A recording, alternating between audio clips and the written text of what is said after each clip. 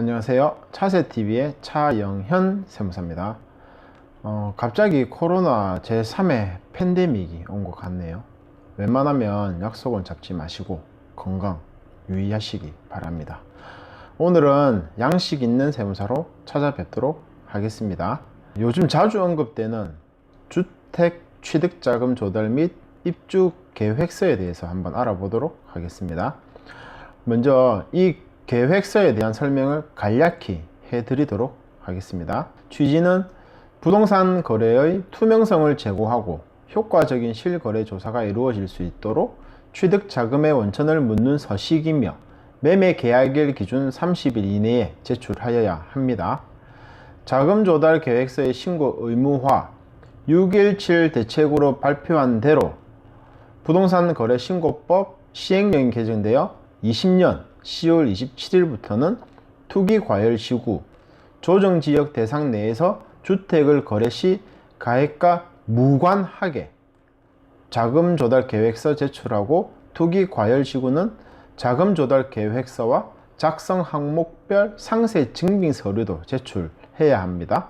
단 비규제 지역은 기존과 동일하게 6억 원 이상만 대상입니다. 자금 조달 계획서의 활용 취득자금의 소명 자료에 대하여 1차로 국토교통부에서 서류 검토하고 2차로 소명 요구 후 증여 혐의가 있다고 판단되면 국세청으로 통보합니다. 취득자금 입증 시 자금의 원천은 어디이며 그에 대한 사실을 구체적으로 적시하고 상세 증빙 서류를 제출하여야 합니다.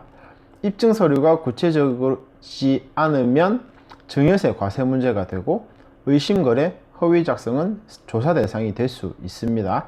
국세청에서 전수조사하는 것은 아니고 크게 혐의 있는 자만 세무조사하게 되며 큰 혐의가 없다면 사후 관리하게 되어 있습니다.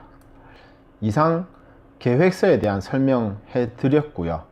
그럼 실제 계획서 작성하면서 설명해 드리도록 하겠습니다. 여기서 참고해야 될 부분이 매수인이 다수일 경우에는 매수인별로 작성하여야 하며 각 매수인별 금액을 합산한 총 금액과 거래 금액이 일치하셔야 됩니다. 이 점 유의하시고요. 제출인 이 부분은 인적사항 적으시면 됩니다. 자금 조달 계획 이 부분은 실제 주택을 구입하는데 자금이 어디서 충당되었는지를 적는 겁니다. 하나씩 설명해 드리도록 하겠습니다. 참고로 총 10억이라고 가정하고 작성해 보도록 하겠습니다. 2. 금융기관 예금액에는 실제 통장에서 이체한 금액을 적으시면 되고요. 저는 2억을 적겠습니다. 3. 주식 채권 매각 대금에는 주택을 구매하기 위해 주식 및 채권을 매도하였을 경우 적습니다. 주식 계좌에서 이체한 금액을 적으면 되겠죠. 여기는 1억을 적도록 하고요.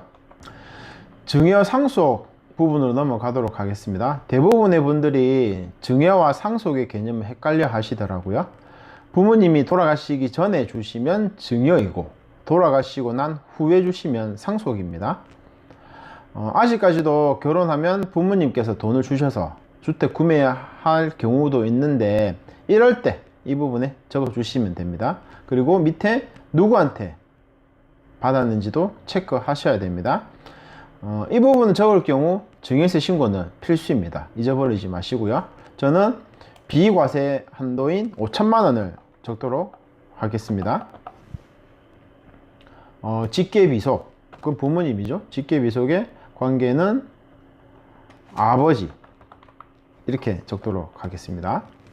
현금 등 그 밖의 자금에는 현금 및 예금 외의 금융상품 및 간접 투자 상품으로 조달하는 경우 적습니다. 단 현금 부분에 적을 때는 좀 주의를 하셔야 됩니다.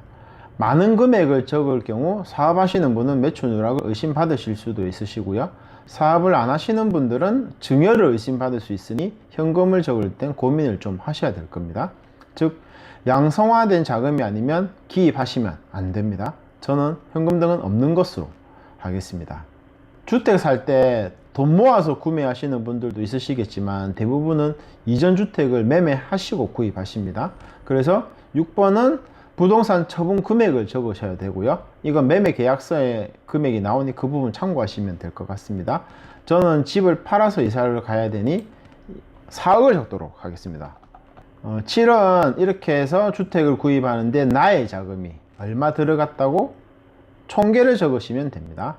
2억, 1억, 5천만원, 4천만원에서 7억 5천이 되겠죠. 7억 5천. 그럼 이제 차입금 등으로 넘어가도록 하겠습니다. 8. 금융기관 대출액 합계는 주택 구매하는데 금융권에서 빌린 금액을 적습니다. 주택담보대출, 신용대출, 그 밖의 대출로 구분해서 적으셔야 되고요. 주택 구입하는데 대출, 필히 받아야 되겠죠. 그래서 전 나머지 금액 적도록 하겠습니다. 주택담보대출로요. 밑에 기존 주택 보유 여부는 담보를 통해 구입한 주택 수를 체크하기 위한 용도이니 건수 적어주시면 됩니다. 저는 기존에 있고요. 한 채 보유하고 있으니 이제 체크하도록 하겠습니다. 임대보증금, 이거는 기존 세입자를 승계할 경우 그 보증금을 적으시면 됩니다. 저는 제가 살 거니까 안 적도록 하겠습니다. 10번 회사 지원금 및 사채는 금융기관 외 법인 사업자 및 개인 사업자로부터 차입하였을 경우 적으시면 되고요. 아마 대부분은 없으실 것 같긴 합니다. 11. 그 밖의 차입금은 주택 구매하는데 부모님께 돈도 빌릴 수 있지 않습니까? 그렇게 빌린 돈을 적는데 이때 주의해야 할 부분은 금전대차 계약서는 필수로 적으시고요. 돈 빌리셨으면 이자를 지급하셔야 되겠죠. 매달 이자도 언제 지급할 건지 명시되어 있으셔야 됩니다. 이렇게 총 합계 금액을 적어 주시면 되고요. 12. 소개는 2억 5천이 되겠네. 이거는 2억 5천 2억 5천 이렇게 하면 합계가 10억. 주택 매매가하고 자금 조달 금액이 딱 맞죠? 이렇게 맞아야 됩니다. 다르면 재작성 하셔야 되고요. 14. 지급 방식은 거래 상대방에게 어떻게 지급할 건지를 적는 부분입니다. 15는 실제 이체하는 금액 적으시면 되고요.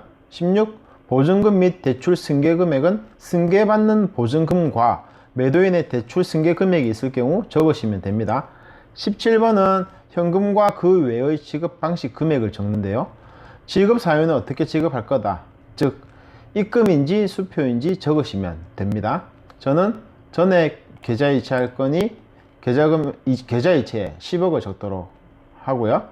입주 계획으로 넘어가도록 하겠습니다.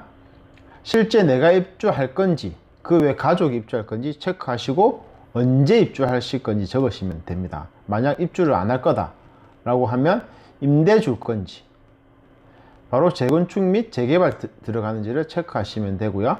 저는 2020년 11월에 입주하는 걸로 적었습니다. 밑에 날짜에 2020년 11월 30일 적으시고요. 제 이름 적고 서명하면 끝입니다. 10억짜리 주택을 사는 기분으로 작성을 하니 좀 기분은 좋네요. 실제 작성해 봤으면 하는 바람입니다. 주택 취득 자금 조달 및 입주 계획서의 제출일을 기준으로 주택 취득에 필요한 자금의 대출이 실행되지 않았거나 본인 소유 부동산의 매매 계약이 체결되지 않은 경우 등 항목별 금액 증명이 필요한 경우에는 그 사유서를 제출해야 합니다. 그리고 제일 처음에 설명해 드린 바와 같이 투기과열지구의 주택을 구입할 경우 증빙서류도 같이 첨부해야 하는데요. 첨부해야 할 서류를 안내해 드리도록 하겠습니다. 1번 금융기관 예금액 항목을 적은 경우 예금 잔액 증명서 등 예금 금액을 증명할 수 있는 서류. 2. 주식 채권 매각 대금 항목을 적은 경우 주식 거래 내역서 또는 예금 잔액 증명서 등 주식 채권 매각 금액을 증명할 수 있는 서류. 증여 상속 항목을 적은 경우 증여세 상속세 신고서 또는 납세 증명서 등 증여 또는 상속받은 금액을 증명할 수 있는 서류. 4번 현금 등 그 밖의 자금 항목을 적은 경우 소득금액 증명원 또는 근로소득 원천징수 영수증 등 소득을 증명할 수 있는 서류. 5번 부동산 처분 대금 등 항목을 적은 경우 부동산 매매 계약서 또는 부동산 임대차 계약서 등 부동산 처분 등에 따른 금액을 증명할 수 있는 서류. 6번 금융기관 대출액 합계 항목을 적은 경우 금융거래 확인서, 부채증명서 또는 금융기관 대출 신청서 등 금융기관으로부터 대출받은 금액을 증명할 수 있는 서류. 7번 임대보증금 항목을 적은 경우 부동산 임대차 계약서, 회사 지원금, 사채 또는 그 밖의 차입금 항목을 적은 경우에는 금전을 빌린 사실과 그 금액을 확인할 수 있는 서류. 이상 주택취득자금 조달과 입주계획서에 대해서 알아봤습니다. 부산에도 조정지역으로 묶인 데가 많습니다. 주택 취득하실 때 작성하셔야 되기 때문에 어떻게 작성하는지 미리 체크해 보는 것도 좋을 것 같습니다. 그럼 다음 시간에 더 좋은 내용으로 찾아뵙도록 하겠습니다.